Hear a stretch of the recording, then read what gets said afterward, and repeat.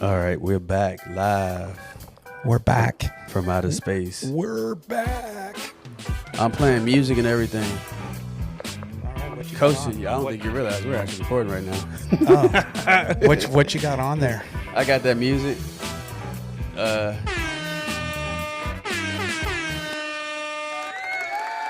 then I had to put like the little clapping sound on there.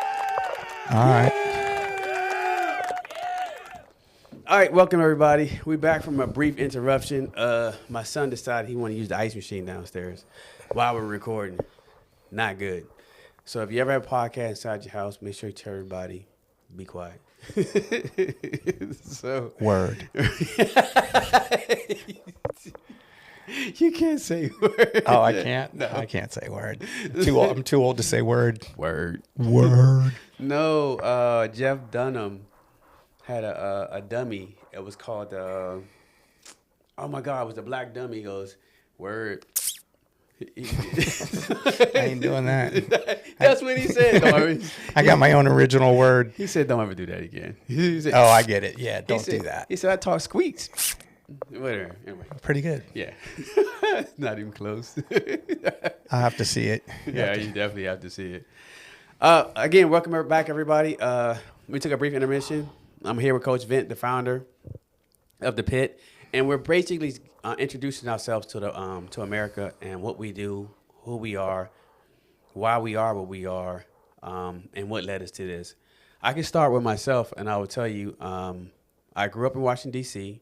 I grew up in Southeast Washington, D.C., Southwest Washington, D.C., and Northeast, all bad areas of Washington, D.C. in the 80s. I had a brother that was murdered. I've been shot at several times, stabbed several times. Coming up off the streets of Washington, D.C., decided I was going to join the military. Didn't know much about the Marine Corps. Some TOEFL Hunden, which is a Marine. He's like 6'6", 6'7", somewhere around there. Really quiet sergeant. Had like a lot of ribbons and stuff on his chest. And he was like, he just kind of looked at me like, you piece of whatever it is. And I'm like, what does all of that stuff mean on your chest? And he means I can shoot you in your forehead from blah, blah, blah. I'm like, you can do that? Wow. And he was like, yeah. And I'm like, but never. He kind of stoic, kind of quiet. But then he was like, do you want to be one of us? And I was like, absolutely, right? So you take a violent kid coming off the streets. I went through foster homes, institutions, group homes, you name it, orphanages. I had that type of lifestyle. And then I met these two Marines, the recruiters, kind of stoic, been to combat already, Gulf War.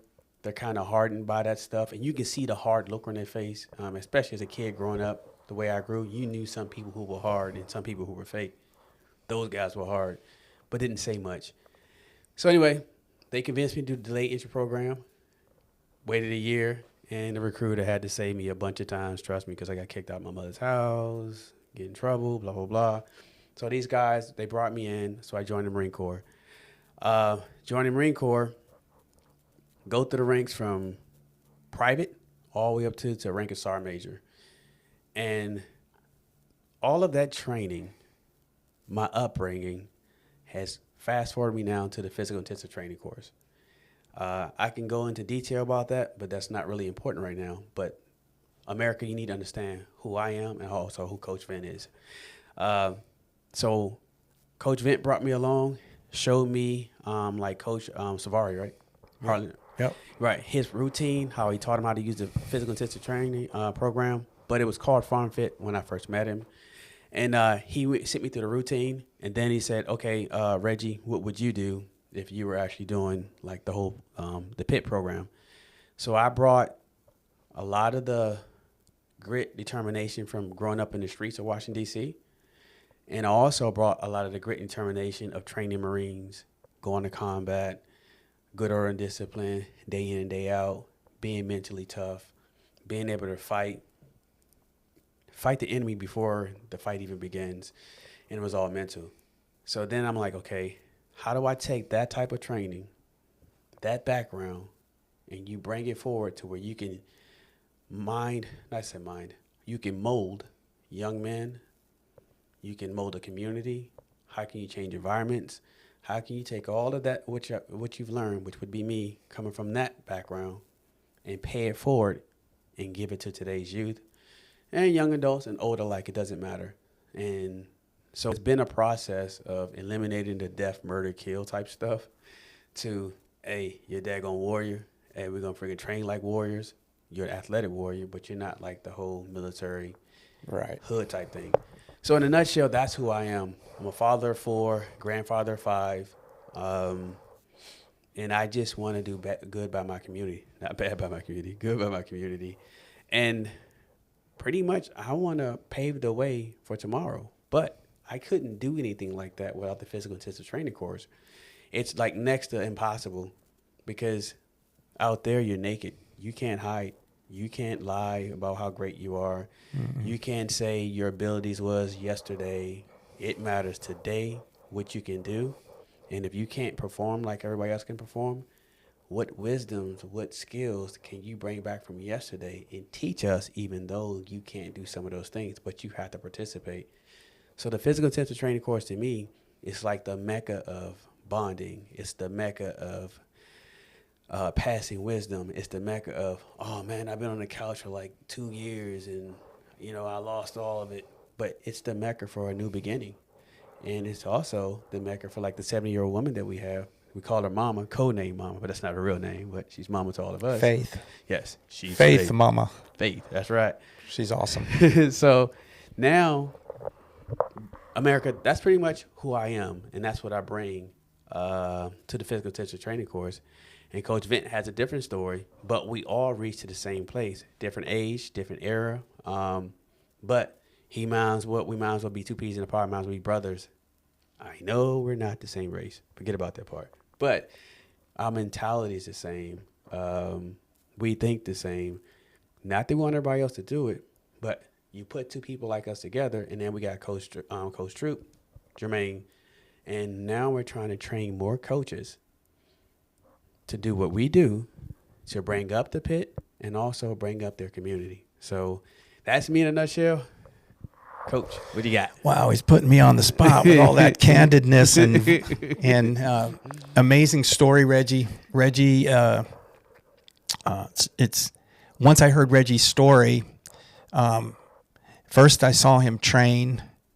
Like the first year and a half, I think I'd give him the protocols that I'd learned from Harlan and Pete, and then my own self through continuation of the pit itself. Right.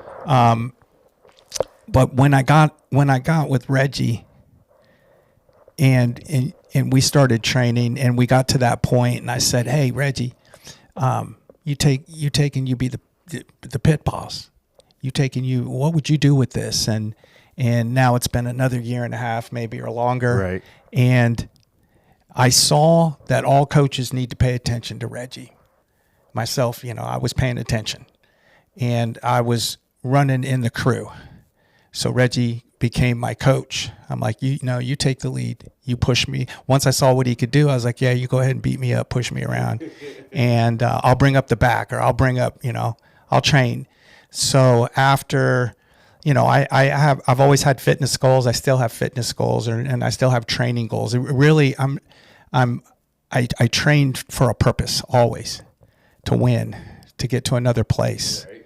And so my background, so once I met Reggie, I just want to articulate on that just a little bit more. But coaches, you have to pay attention to the pit, what we do, and what this retired Marine does with taking it, considered what he did in the military and how could he cross it over to young people, men, older people, whoever he could train on this. He gravitated to it. He saw what it was. It's a condensed course, 80 by 100 feet. It's in a sandbox. It's logs, and it's super tough, and you can do awesome things and protocols off the chain. We've got training runs and drills and hundreds of them. Yeah. I already had hundreds, but we got hundreds more. Right. We've mastered the course. Yes. And so my background, I'll just go to my background maybe a little. It's not like Reggie's, but we are the same. We've learned each other over the last 3 years, and we're like two peas in a pod, like you said. You know, that's